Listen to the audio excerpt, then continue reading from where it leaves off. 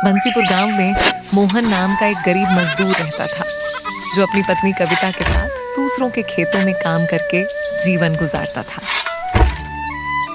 मोहन, हमारे हालात कब तक ऐसे ही रहेंगे? महीने में आधे दिन तो भूखे ही सोना पड़ता है। चिंता मत करो कविता, एक दिन हमारी मेहनत रंग जरूर लाएगी। आप कब तक ऐसे दूसरों के खेतों में काम करते रहोगे? कोई दूसरा काम क्यों नहीं ढूंढ लेते?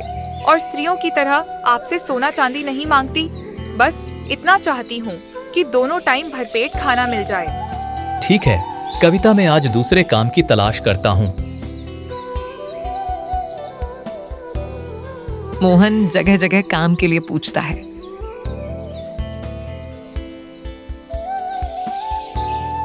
लेकिन कोई भी उसे काम नहीं देता।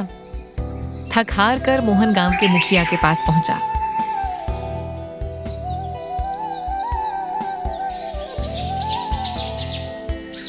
अरे भाई मोहन, मैंने तुम्हें दूसरे खेतों में बड़ी मेहनत से काम करते हुए देखा है। मुझे तुम्हारे जैसा मेहनती व्यक्ति चाहिए था। सोच लो कि आज से तुम्हारा भाग्य खुल गया। आज से तुम मेरे भट्टों में काम करोगे। मोहन मन ही मन खुश हो जाता है। एक दिन काम करते करते मोहन को बहुत तेज की भूख लगी। यहाँ पर प्रताप और श्यामलाल के ढाबे का बहुत नाम सुना है, आज तो वहाँ जाता हूँ।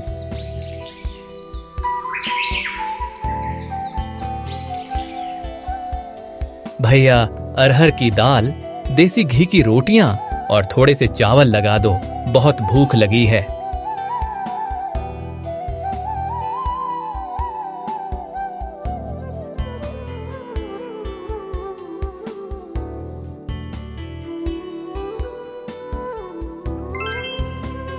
कितने रुपए हुए भाई खाने के? आपके पैसे हुए पूरे 1000 रुपए। हे राम, इतना ज्यादा? यह ढाबा है या 5 स्टार होटल? पैसे नहीं थे तो यहाँ खाने क्यों आए? मुझे नहीं पता था कि खाना इतना महंगा है। थोड़ा समय दे दीजिए, मैं कोई इंतजाम करता हूँ। ऐसे लोगों को तो मारकर बाहर निकाल देना चाहिए।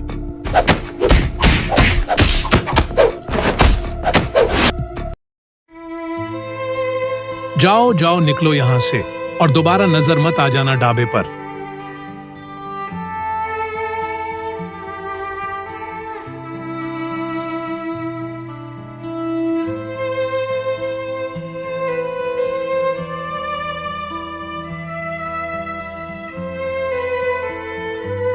हे राम, आपकी ये हालत किसने कर दी?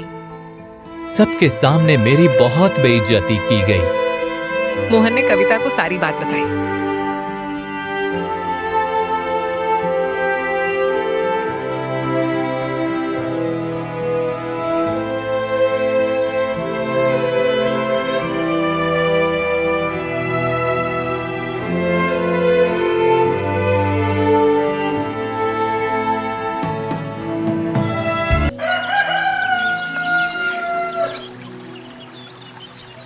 अगले दिन मोहन और कविता मुखिया के पास प्रताप और श्यामलाल की शिकायत लेकर जाते हैं।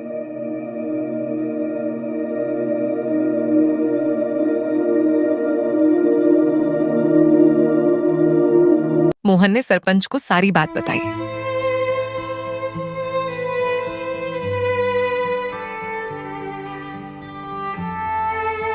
कविता, इसमें दोष प्रताप और श्यामलाल का नहीं है, इसमें दोष तुम्हारे पति मोहन का है। सब गांव वालों को पता है कि प्रताप और श्यामलाल के ढाबे का खाना अच्छा बनता है। यदि इसके पास पैसे नहीं थे तो यह वहां पर गया ही क्यों? यह क्या मुखिया जी, आप भी प्रताप और श्यामलाल की तरफदारी कर रहे हैं? तरफदारी नहीं कविता, मैं तो सिर्फ सच का साथ दे रहा हूँ। अगर इनके पास पैसे नहीं थे तो वो इनको कुछ समय की मोहलत तो दे सकते थे। उन्हें पीटने का अधिकार किसने दिया? हाँ, तुम चिंता मत करो कविता, मैं इस बारे में प्रताप से बात करूंगा और श्यामलाल के भी कान खींचूंगा। मोहन और कविता दुखी मन से चले गए। यहाँ से भी उनको निराशा ही मिली।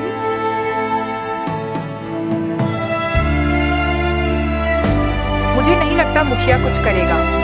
हाँ, कविता, साफ साफ दिख रहा था कि मुखिया प्रताप और श्यामलाल की तरफ बोल रहा था, लेकिन मैं प्रताप और श्यामलाल को सबक सिखा के रहूंगा।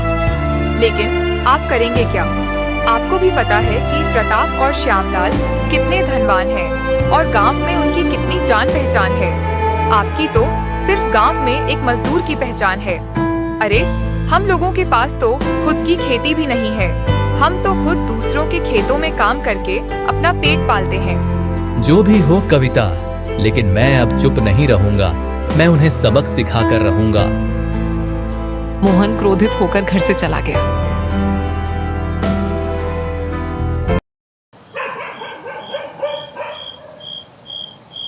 मोहन जंगल में एक पेड़ के नीचे गहरी सोच में बैठा हुआ था कि तभी उसके कानों से एक आवाज टकराई।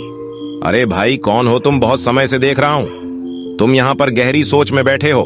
कौन है आप और इस आधी रात में जंगल में क्या कर रहे हैं?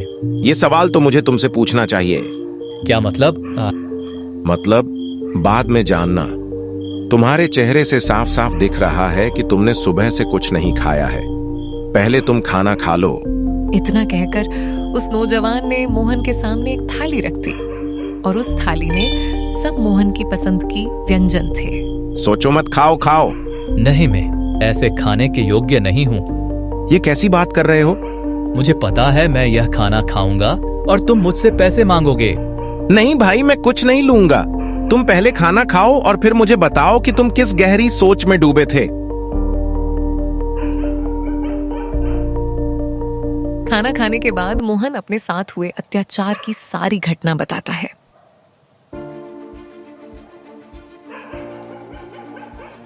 तुम्हें पता है तुम कहाँ हो? जंगल में हूँ। तुम जंगल के उस कोने में हो जिसे भूतिया जंगल के नाम से जाना जाता है। इतनी बात सुनकर मोहन के चेहरे पर डर झलकने लगा। डरो मत, हम कोई भूत पिशाच नहीं है। हम तो साधु की संतान हैं। इस जंगल में बस साधु और उनके परिवार रहते हैं। हम बाहरी दुनिया से ज्यादा ताल्लुक नहीं रखते। हम सिर्फ ईश्वर में ध्यान रखते हैं। तुम बताओ, तुम्हें क्या चाहिए? मैं एक ढाबा खोलना चाहता हूँ जिसमें सिर्फ 10 रुपए में खाना मिले और किसी का अपमान न किया जाए। तुम्हारे नेक इरादे देखकर मुझे खुशी हुई। यह लो, जादुई थाली तुम जो मांगोगे वहीं इसमें आ जाएगा। लेकिन याद रखना, जिस दिन तुमने ग्राहकों से 10 रुपए से ज्यादा वसूले, यह थाली गायब हो जाएगी। मोहन थाली लेकर घर की ओर निकल पड़ता है।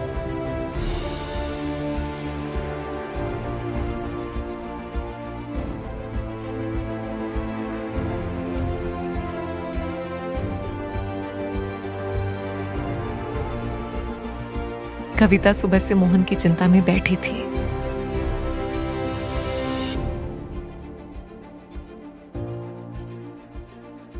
कहाँ थे आप सुबह से? मोहन ने कविता को सारी घटना के बारे में बताया।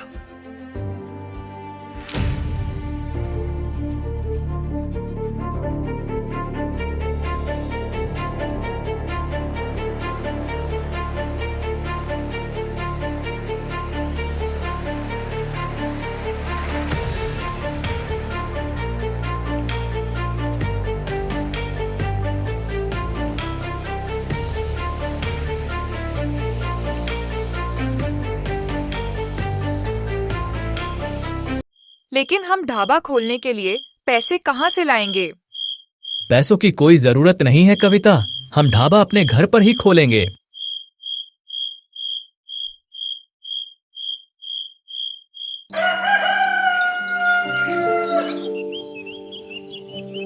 अगले दिन मोहन और कविता ने अपने घर को ढाबे में बदल दिया। तभी एक आदमी दौड़ता हुआ आया। अरे, यहाँ से तो बहुत अच्छी खुशबू आ रही है। यहाँ पर ढाबा कब खुला भाई? आज ही खुला है। अच्छा, तो यह बताओ तुम्हारे पास कौन कौन से व्यंजन मिलते हैं? यहाँ पर सभी तरह के व्यंजन मिलते हैं। आप बताओ, आपको क्या चाहिए? तो तुम मेरे लिए एक प्लेट चावल और चटाकेदार मटन लगा दो। ठीक है, आप बैठिए। वह व्यक्ति खाना खाकर खुश हो गया।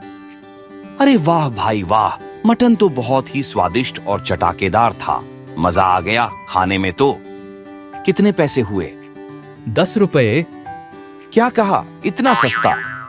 हाँ, हमारे ढाबे पर अब से 10 रुपए में भरपेट खाना मिलेगा। आप अपने परिवार वालों और गांव वालों को भी लेकर आना। सबको भरपेट खाना सिर्फ 10 रुपए में। अब से कोई गरीब भूखा नहीं रहेगा।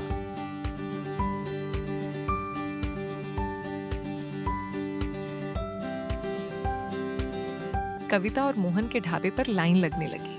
गरीब ही नहीं बल्कि अमीर भी खाना खाने आने लगे। लेकिन प्रताप और श्यामलाल से यह देखा नहीं गया। अरे भाई श्यामू, ऐसे तो हम बर्बाद हो जाएंगे। इस मोहन का तो कुछ ना कुछ करना पड़ेगा। आप चिंता मत करो भैया, मैं पता लगा कि रहूंगा कि इस मोहन के पास इतना धन आखिर कहां से आ रहा है।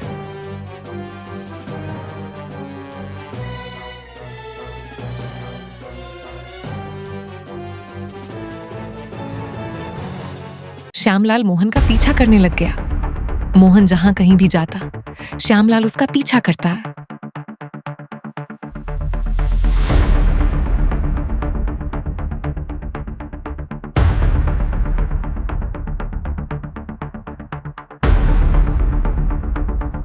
लेकिन श्यामलाल को कुछ भी पता नहीं लग पाया। एक दिन मोहन जंगल के रास्ते अपने खेत जा रहा था। तभी प्रताप और श्यामलाल ने उसे पकड़ लिया। चल बे मोहन, बता तुम्हारे पास इतना धन कहां से आया? मोहन चुप रहता है। श्यामू, ये ऐसे नहीं बताएगा, इसकी मरम्मत करनी पड़ेगी भाई। दोनों ने मिलकर मोहन को बुरी तरह से पिटा।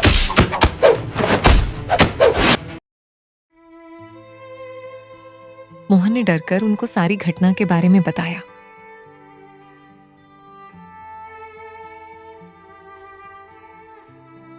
चल हमें भी लेकर चल उस जादुई थाली के पास।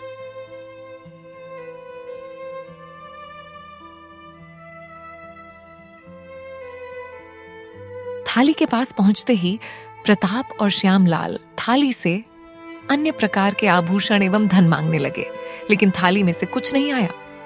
तभी मोहन की पत्नी कविता वहां आ जाती है और प्रताप और श्यामलाल दोनों वहां से चले जाते हैं। लेकिन प्रताप और श्यामलाल की स्थिति कमजोर होती जा रही थी। भैया, कहीं उस मोहन ने हमसे झूठ तो नहीं बोला? मुझे नहीं लगता कि वह इतना पीटने के बाद झूठ बोलेगा। फिर उस थाली से कुछ आया क्यों नहीं? श्यामू, मुझे लगता है कि वह थाली सिर्फ उसके बोलने पर ही काम करती है। पर तुम चिंता मत करो श्यामू, हम उस थाली में जहर मिला देंगे। ना रहेगा बांस, ना बजेगी बांसुरी।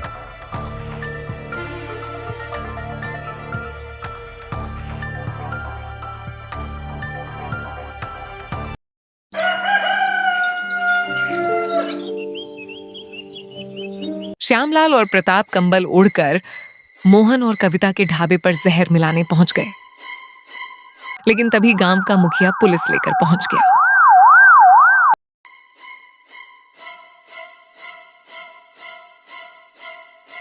गिरफ्तार कर लो इन दोनों को। हमें किस जुर्म में गिरफ्तार किया है? तुम दोनों मोहन के ढाबे के ग्राहकों की प्लेट में जहर मिलाने वाले थे। अनर्थ हो जाता यदि मैं समय से नहीं आता तो। कल मैं तुम्हारे पास ही आ रहा था। मैंने तुम दोनों की सारी बातें सुन ली थीं। ये बहुत अच्छा काम किया आपने मुखिया जी। मोहन, मुझे माफ कर दो भाई। मैंने तुम्हारी बात पर ध्यान नहीं दिया, पर मैं अब शर्मिंदा हूं। मुझे मेरी गलती का एहसास है और मुझे बहुत भूख भी लगी है। क्या मुझे तुम्हारे ढाबे से खाना मिलेगा? सुना है बहुत स्वादिष्ट खाना बनता है तुम्हारे ढाबे का। क्यों नहीं मुखिया जी। आज भी मोहन के पास वो थाली है और उसके ढाबे से कई गरीबों का पेट भरता है। बुराई का फल हमेशा बुरा ही रहता है, इसलिए हमेशा अच्छे कर्म करने चाहिए।